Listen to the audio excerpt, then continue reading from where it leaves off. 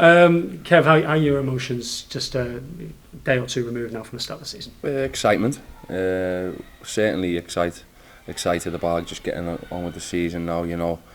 Delighted to be through all the games of pre-season and all the training sessions and all the hard work we've done, and with you know, relatively everybody unscathed, you know, apart from probably Kells, who's missed a fair chunk of it. But yeah, the lads have really taken to it well, and hopefully Saturday, you know, where it all starts, we can start with a bang. So Kellett's the only one who's unavailable, but the rest, your Christian Dennis's and people like that, they are in line to be involved. Yeah. I mean, Christian obviously only played 70 minutes, so was Kane. I think they're the only two who've not played 90 yet. So we've got to be careful, and you know, we don't sort of expose them to too much, because obviously first game of the season, all that emotion. You know, it's going to be a hot day. So it's, you know, you've got to make sure that we look after them in the right way. But they've trained really well this week. All the lads are looking really good, and they're just really looking forward to Saturday, which we know is going to be a tough encounter for, you know, from even last year. You know, I know we won both games last year, but we had to work hard to do that, and it's not going to be no different Saturday. What's your overriding emotion at the moment going into the game? Just generally excited, because I can't wait to get going. It's like, you know, you just can't wait when you come back in June. You know, all you're waiting for is the first game of the season, and you know, finally we're in that week leading up to it, and we just want to, you know, I just want to get out there now and see if what we've been working on sort of comes to fruition. We know it's going to take time for things to gel and to get it perfect and get it right the way we want it, but I'm just really interested to see, you know, how much the lads have took on board, and where we're at when we come in at 5 o'clock on Saturday evening. Is it fair to say that any time that you make the amount of signings that you have done over the summer, that it's an inevitability that it is going to take time? Yeah, because you're just still getting to know each other, still getting to know what we want. You know, I think if you ask the lads, I think they all know, but it's just sort of making it all click, making it all tick along nicely for you. But it's always going to be, you know, tough, but we understand that. We've got we've got a good degree of reality in what we're expecting on Saturday, in terms of, we know it's not all going to be perfect, but what we've got to do is just make sure that we match them physically and out of the possession stuff, and hopefully when we get the ball we can use it a lot better than we did last week. And there's been a few things what we've said from the Luton game which we feel that can help us, because if you give them the respect what we give Luton, they'll duly oblige and do what Luton done to us last week. How different do you think the style of football is going to be come Saturday compared to the tail end of last season? Well, you probably won't see a huge amount of difference. I thought we played some lovely stuff. You know, when last season, I think because we had shoulder and steady, a lot of people just sort of surmised that we just lumped in and got up there and done that. But I thought if we went back and looked at a lot of the clips and goals we scored, we built through the channels really well and through the thirds. We didn't knock it about round the back and do all that type of stuff. What, you know, some people find it pleasing to the eye, but we stuck to what we believed in, and that'll be the same. But you know, obviously with the fact we've signed such quick wingers, so, you know, we've got a lot of pace up front as well. People who want to go on behind, all different stuff, and just a bit different to what we had last year. I think you will see something different this year, but we can adapt to a lot of different things, and if something's not working, we've got strength on the bench to come on and change it. So I'm really looking forward to watching this team grow and gel, and hopefully the start of that's going to be on Saturday, because it's always important you get off to a good start. You know, last year we went home with our tails between the legs after the first game against Coventry, but the response was fantastic. You know, we've got to make sure that doesn't really happen this week. We've got to make sure that we're at it and we start where we mean to go on, really, if you like, and that's, you know, making this place a fortress and a tough place to come. Have you got your team in mind already?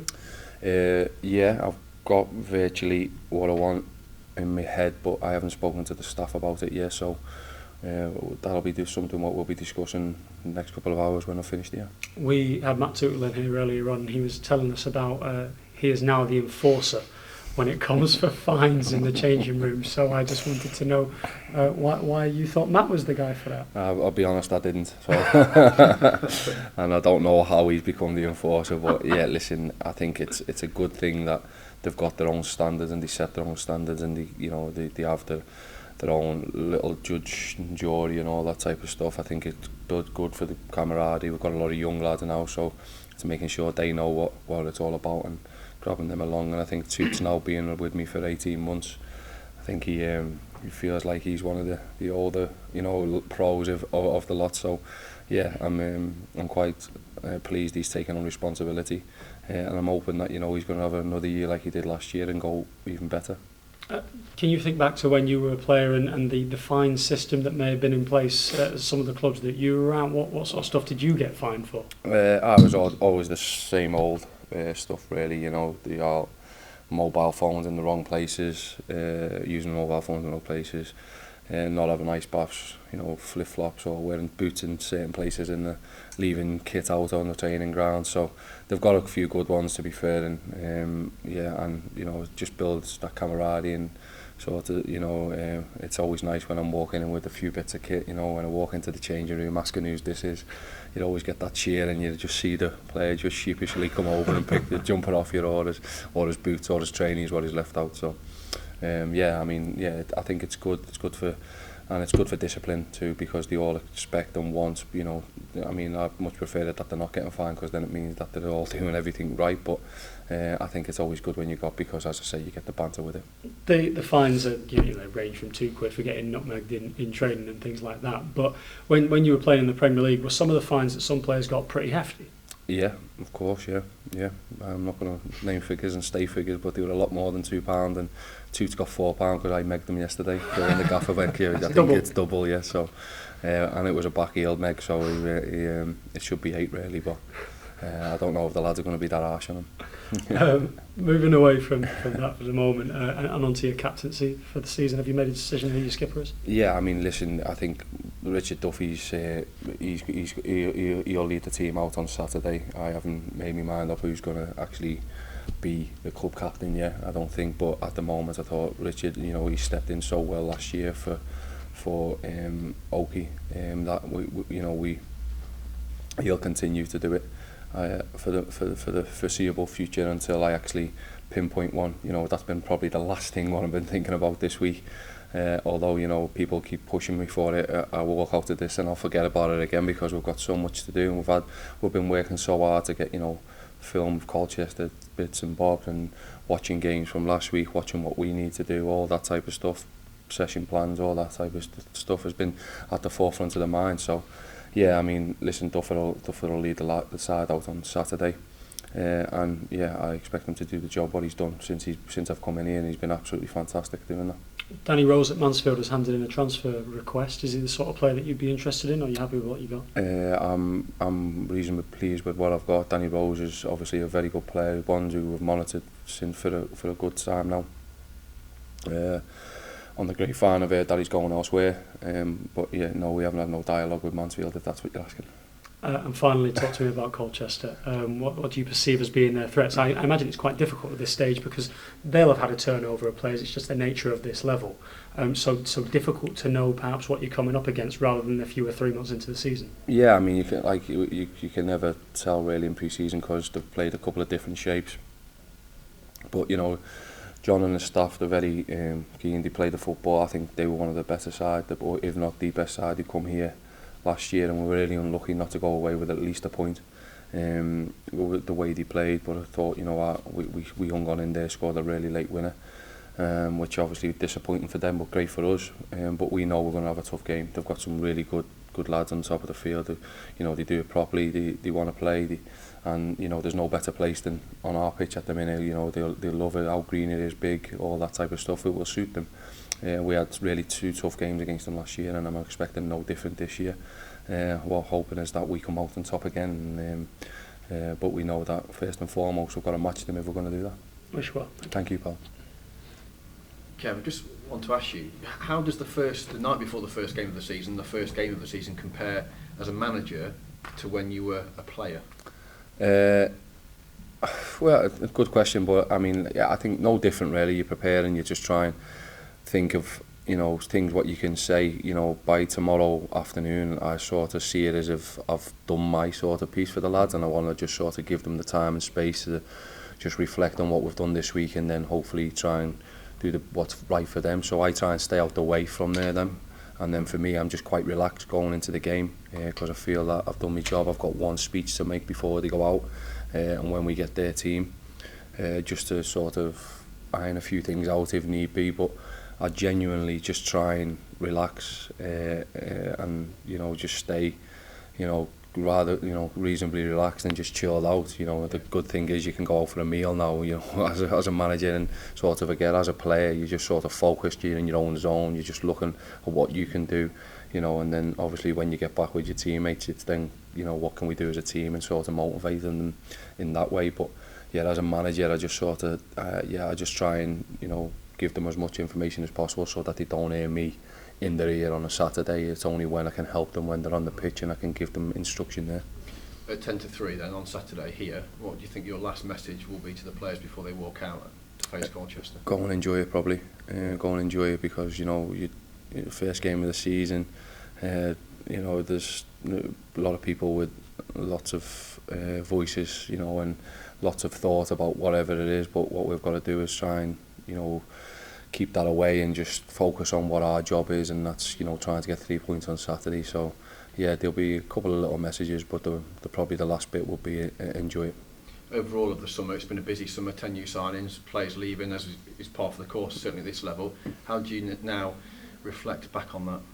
Yeah, it was difficult getting rid of all them players, I must admit. It was so short after what had been a fantastic season and ended in a real poor way for us really, in terms of I felt that we weren't soundly beaten out of the playoffs, which sometimes you can hold your hand up and say, yeah, we were beaten up and we weren't the right team. But I genuinely feel that we could have been that Coventry, if the mistakes what the referees went our way. But to have that and sort of release them players 4 days afterwards who've been with you and you've gone on a really good journey and you've got a bond with, it was really tough. But we got our business done really early. I got away and just sort of refreshed, and then to have most of the lads in for that first week was a real positive for us, because it gives us time to embed what we want and our sort of playing system and our ethic really, and what we're about as a club to them. So yeah, I mean it's been a real big turnover, but I think we're delighted with the business we've done, and we're hoping that Saturday is the start of good things to come and better things than what happened last year. How long did it take you to recover from the Coventry fiasco, if you will, and back to the summer and try and almost park that, but use it as a inspiration to this year, and then focus on righting that wrong, if you like? Yeah, I mean, for me, like it was really tough. I must admit, for a week or two, I'd say no more than 2 weeks to be honest, because we went away shortly after the season had finished. We went away, which was really good for me because I got to spend time with the family and see the kids, day in, day out, which I haven't done for a long time, and really looking forward to them coming up next month as well. Now we've got the house and we're starting to move in and that, so it was really important that I'd done that and just sort of had that time away, because I think after I come back from there I was ready and raring to go. A lot of business got done while I was away, so I was speaking to lads when they're on holiday, the new signings, I'd give them a ring, thanks for coming, thanks for joining us, all that type of stuff.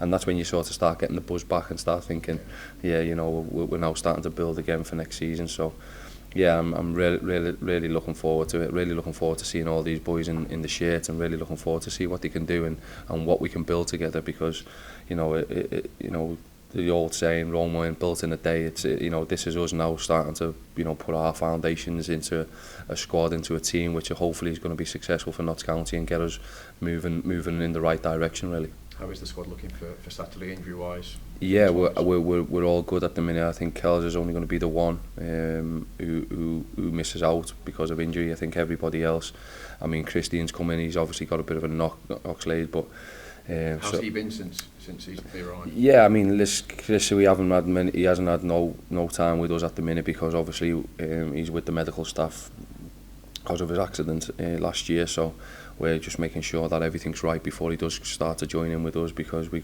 can't afford to, you know, to have a reoccurrence or any problems. So but yeah, he's a good lad. He'll integrate well with the boys, and he sort of fits that sort of mould what we're going for at the minute. We've got, I think, 21 and under in the squad. We're about 10 or 12, but we're about 12 I think now who train regularly with the first team. So yeah, it's exciting times in that fact, and that's what, you know, everybody's got to realise as well. We've made some really good signings, but we've got a lot of young players, so we've got to give these boys time to gel, and give these boys time to, you know, to evolve really into good players. And yeah, we want to be really competitive this year, but also we want to have them players who are players who we're now getting better, and, you know, seeing them flourish in the league. Just a couple more quick ones. Less than a week now until the transfer window closes. As you say, you've done some fantastic business for which you must be wholly delighted. But is there anything in the offing do you see between now and 5 o'clock on Thursday? Well, look, we're not actively looking, but if something turns up, I think, you know, I'm sure that Boss and me can sort of have that chat and see where we're at. You know, I think as I said, we've got a good squad here, which I'm really pleased about, and I'm really looking forward to working with this squad. If we can add one or two, and we have to, or something comes up which is a bit special, which, you know, sometimes does pop up late on in the window. Explain to us how that can possibly happen. Well, because it's getting to that sort of end of the period of the window, and people are thinking, right, well, you know, you sort of know your squad, you sort of know who's going to be in the front of your mind. So what happens then is managers go, yeah, we'll let him go. And now what happens, we're at the bottom of the food chain at the minute. We're League Two, so the Premier League clubs will try and loan the players as high as possible. Yeah. So Championship, no offers, no. League One, no offers, no. So League Two, so that's when we come into the mix. So we're sort of at the bottom of that sort of food chain, waiting for that player to say, oh, actually, I will come to a League Two club now because I haven't had that offer or there. And that's what we're, you know, constantly battling with, because we're trying to, you know, pull this club in the right direction, but, you know, and you're trying to get good quality players in. But what you've got to do is wait to see, you know, what's left after all the other clubs have sort of got their squads together, you know. Just finally, the EFL announced this week that there's going to be yellow and red cards for managers and staff on the touchline. Yeah. I think your face then probably said it all. What do you make of that? Yeah, I don't agree. I think it's just all for sure. I think the fact that they come over and chat to you anyway is more than enough. To now throw a yellow card out, and, you know, it just entices their fans or whatever. Listen, I don't want to be getting yellow card, I don't want to be getting sent to the stands, but, you know, it's an emotional game. We had it with all the managers, league managers, and we had a, you know, referee talk, and, you know, a few managers were quite outspoken about a few things and what we get and what happens. But they can't expect us to just be mute on the sideline and not challenge them when we feel that something's gone wrong or they've got something wrong. They've got to be able to take it and be able to explain why they've done it. You know, the time I got sent off last year against Wickham, I thought it was an absolute incredible joke, to be quite honest, in terms of that the fourth official just didn't have one word with me or whatever, and sort of rubbed me up the wrong way. So, you know, they've got to be more understanding, I think, and I'm not saying you know, there's a lot who are really understanding and understand the game and whatever, but when they come and they have that sort of sergeant major, head teacher sort of, and talk down and, you know, tell you to be quiet or go and sit back down without actually discussing something with you. You know, why aren't I going to react to that? Because I wouldn't allow someone to talk to me outside of football like that. So why should I allow him to talk to me like that? And that's where I think they've got to get it right. And so these yellow cards, because they've all got to have a sort of thing that they're there to help. They're there to help, and they're there to make the game better, not for us. We don't want to be challenging him. If I don't challenge a referee, I'm more than happy. I'm delighted, because that means that he's had a good game. Yeah. But when I think that he's done something wrong, why can't I shout at him and say something to him? Because I do it to my players, and I'll do it to things. But they don't have no one there, you know. And the fourth official, in my opinion, has got to be that sounding partner where he calms you down, he does all the right things. And this is why I'm always crying out loud for them to be professional, because I think the more and more that they get exposed to being fitter, the more and more they get exposed to watching games and getting more games and being available to watch a lot more games and get a better understanding of players and how the game's played. I feel that then you'll get that much more, and you'll get a much more consistent base, whereas at the minute, and listen, this is no disrespect, because I've got a huge amount of respect for the referees, because I know that they have to go to work on a Monday. I know that they've got to then get back and fit time to try and watch games and stuff, but they're only watching probably half an hour clips of players, teams, all that type of stuff, and it's difficult. That's difficult. My lads have been put through proper paces this last 5.5 weeks. I'm not, and you're not telling me the referees have done that, who we're going to be in the middle of the park on Saturday, and Colchester the same. But I'm fed up with people saying, it'll all turn around and it'll all even itself out at the end of the season, because for me it didn't. And I quite openly and honestly believe that it didn't. So I think everyone knows I've got a bit of a bee in my bonnet about these referees not being professional, and I think the more and more we can sort of push to get that, I think I'll be backing it as much as we possibly can, because they do need help, and I'm not thinking, but I think the yellow card and the red card it's not for me. I don't think it's a good move at all. As somebody that likes to have open dialogue with the officials, you're going to have to curb your, I don't want to say behaviour because that sounds disrespectful, but you know what I mean. You're going to have to maybe think about whether you do speak to the officials, because they might just give you a yellow card or worse, a red card. Yeah, of course. Yeah, I think that's the thing now. I mean, and what are they doing it for? Because they want to stop managers from ranting and raving on the sideline. Well, I'll probably be able to tell you in 4 weeks' time, but I don't think it will. I think all it does is just entice fans to get you booked so that they see it, and because they want to see that. I know for a fact if an opposing manager's here, the best thing what our fans will see is if he's getting booked or getting sent off. You see it all the time, the waving, doing all this. For a referee to come over and just have a word with you, that says it all. You don't have to then do that.